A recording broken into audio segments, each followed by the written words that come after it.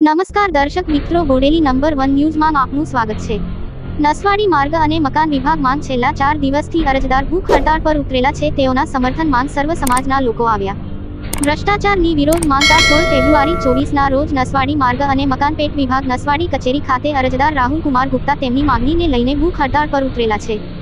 છેલ્લા 4 થી 5 દિવસમાં ઉચ્ચ અધિકારીઓ દ્વારા કોઈ નિરાકરણ ના આવતા નસવાડી તાલુકાના સર્વ સમાજના લોકોએ સમર્થન આપ્યું।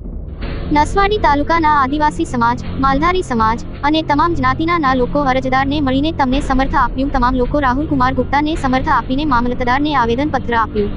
તેઓ જણાવ્યું કે ભૂખ હડતાળનું નિરાકરણ નહીં આવે તો સાથે મળીને ઉગ્ર આંદોલન કરવાની ચીમકી આપી।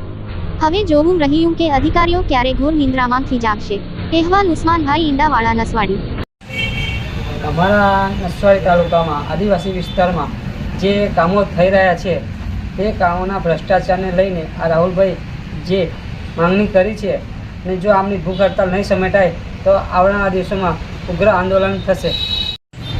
અમારા આદિવાસી વિસ્તારના બધા આદિવાસી ભાઈઓ આ રાહુલભાઈના સમર્થનમાં છે।